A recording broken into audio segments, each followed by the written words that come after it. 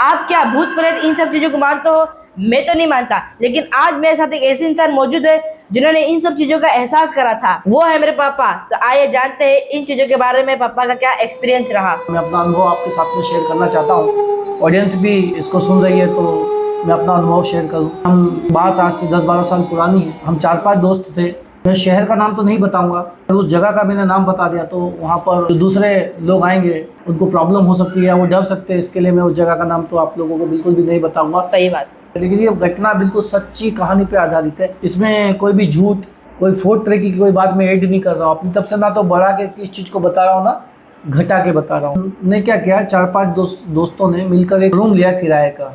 लगभग हमको 1 महीना हो चुका था रहते रहते। हम बहुत अच्छे से रह रहे थे, सभी दोस्त अच्छे से उसमें दिन रात। अकेले भी कई बार ऐसा हुआ कि हमको रहना पड़ रहा था। 5 रात ऐसा हुआ मुझे सिंगल नाइट में अकेला रहना पड़ता था, लेकिन अभी तक कुछ ऐसा अनुभव नहीं थे। लेकिन 1 महीना हो गया था। इस बीच में हमारे आसपास से लोगों से भी दोस्ती होने लगी, मोहल्ले वालों से, पड़ोसियों से हमारे कुछ नए दोस्त बने। एक दिन महीने भर की बात है कि हम सभी दोस्तों को चाय के लिए इनवाइट किया एक जगह पर। हम लोग गए, वहाँ पर चाय पी रहे। डर का माहौल बन ही जाता है जब उस चीज़ की बात होती है। क्योंकि पानी पिलाया आपने, तो इन लोगों ने बस हमसे यही बोला कि तुम लोग इतने दिनों से तुमको डर नहीं लग रहा। जब उन्होंने बोला डर नहीं लग रहा तो हमने बस सभी दोस्तों ने बोला कि डर क्यों लगेगा। सब हम दोस्त एक दूसरे को देख कर हंसने लग गए। वो जो 3-4 लोग थे उस घर के, उन्होंने फिर से यही बात दोहराई कि आप लोग रह कैसे रहे हो वहाँ पर?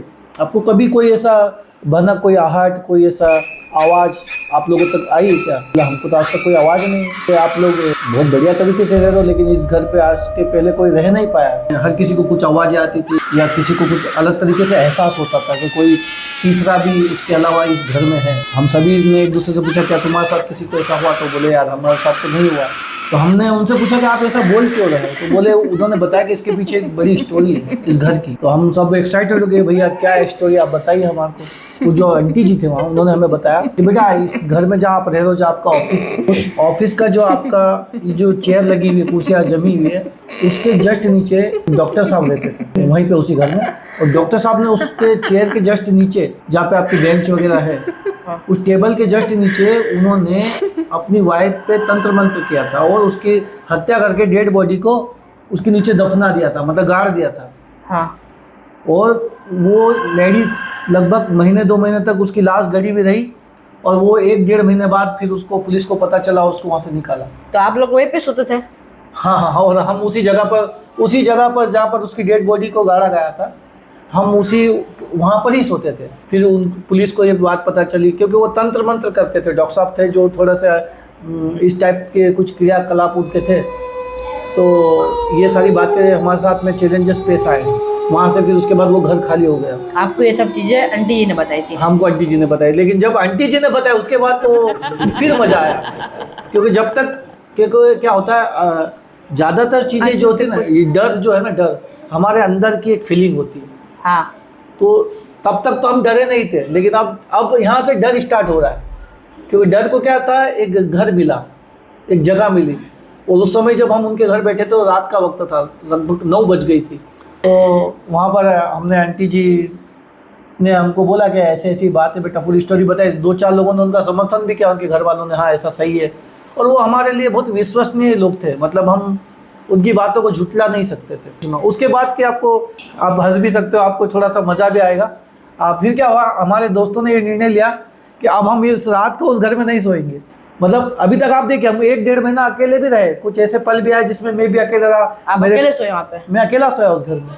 मुझे आज तक कुछ एहसास नहीं हुआ। अच्छा, मेरे साथ में जो 2-4 दोस्त थे, उनका भी ऐसा टर्न आया कि वो भी कभी कभी अकेले रहे, कभी किसी वजह से मुझे बाहर। आपके किसी दोस्त को ऐसा एहसास नहीं हुआ? किसी को एहसास नहीं हुआ, कुछ भी फीलिंग नहीं आई। लेकिन पता नहीं, लेकिन जब डर बैठ गया तो हम अब वहाँ सोने जाने के लिए एग्री नहीं हो पा रहे थे। और आंटी जी से हम सब रिक्वेस्ट कर रहे हैं, आंटी जी आज का दिन हम सबको यही सुला दीजिए।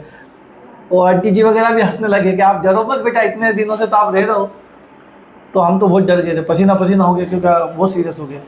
लेकिन फिर भी आंटी जी का ने उनको बोला, उनके बच्चों ने भी बोला, उन्होंने बोला भाई लोग कोई टेंशन नहीं है, आप हमारे साथ आगे के रूम में सो जाना आप चाहो तो।